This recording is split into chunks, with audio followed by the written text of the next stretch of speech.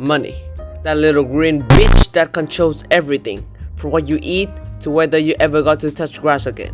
Because rent is basically the final boss of life. Where the fuck is my money, bitch? Welcome to Money Explained by a Teenager. So, long story short, humans used to trade things like, hey bro, I'll give you 3 chickens for that goat. But then people realized something important.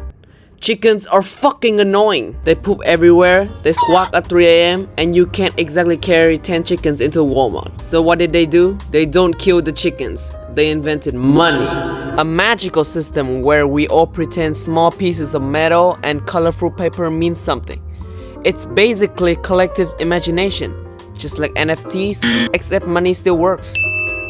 To manage money, they don't just hand them to people. They create something called banks. When you put $100 in the bank is like, oh, thank you so much. We're gonna keep like $10. The rest, we're gonna lend it to some dude who wants to start like a crypto-inspired vegan pizza startup. This is called fractional reserve banking, and it basically means banks create money out of thin air, like a magician. But instead of pulling rabbits out of hats, they pull debt out of your future. Honestly, it's impressive. If you did what banks do, you'd be in jail so fast your mugshot would still be buffering. But why do prices never stay the same? That's when inflation comes in. Inflation is simple. When too much money exists, prices rise. It's like if everyone suddenly had $1 million. McDonald's would immediately start selling Big Macs for $999 and still forget the pickles. Governments promise they will control inflation, which is hilarious because controlling inflation is like trying to stop a toddler armed with a permanent marker. And you know what's even funnier? The people causing inflation are the same ones who go on TV pretending they're very concerned about rising prices. Like, bro, you printed the money and you press Ctrl P on the economy like you're printing out a school essay 5 minutes before class. Meanwhile, the rest of us walk into the grocery store like, how the hell is bread the same price as a minor medical procedure now? Gas prices? 1 week it's fine, next week it's like the gas station is charging you rent just for touching the pump. Inflation basically works like this. The government breaks the system, companies take advantage of the broken system, then they blame each other, and then we get the bill. And don't forget shrinkflation. That's where they keep the price the same, but the product becomes smaller. Like if you buy a bag of chips, open it and it's 93% air, 7% disappointment. Pretty soon they'll just sell you the bag and say the chips are sold separately. So yeah, inflation is the economic equivalent of stepping on a Lego. Painful, unavoidable, and somehow always your fault even though you didn't fucking put it there. Ah, yes, the billionaires.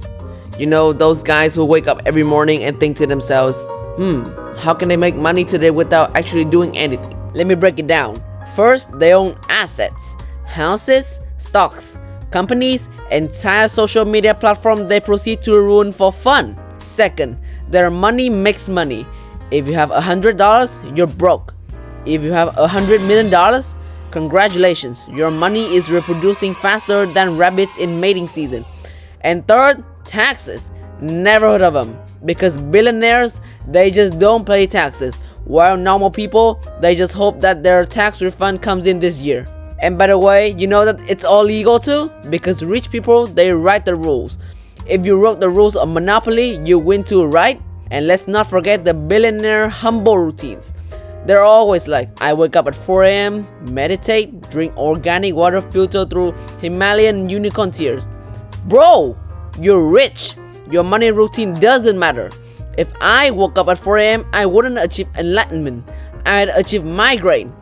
And billionaires love giving advice, like, all you need to do is work hard.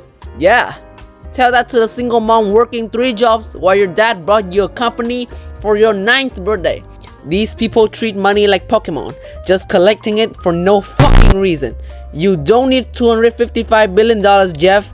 You're not gonna live long enough to spend it. Alright, here's the part you've been waiting for. How to stop being financially cooked. Here are 3 things rich people do that poor people could also do, but no one tells you. First, invest in assets. Not in random crypto coins named after animals, actual assets. Things that don't disappear when Elon Musk tweets. Second, learn how money works. Understanding money is basically a cheat code. It's like knowing the final boss attack pattern before you fight it. Third, stop flexing. Rich people walk around in Walmart shoes and a hoodie that looks like it came from the lost and found box. Meanwhile, some people buy a $900 jacket just to take mirror selfies in the school bathroom. Stop it! Your wallet is crying. And don't fall for those TikTok finance gurus who stand in front of rented Lamborghinis yelling, "Just buy real estate!" With what money, Tyler? My bank account is allergic to 3 digits. You don't need to be perfect with money. Just be slightly less stupid than the average person.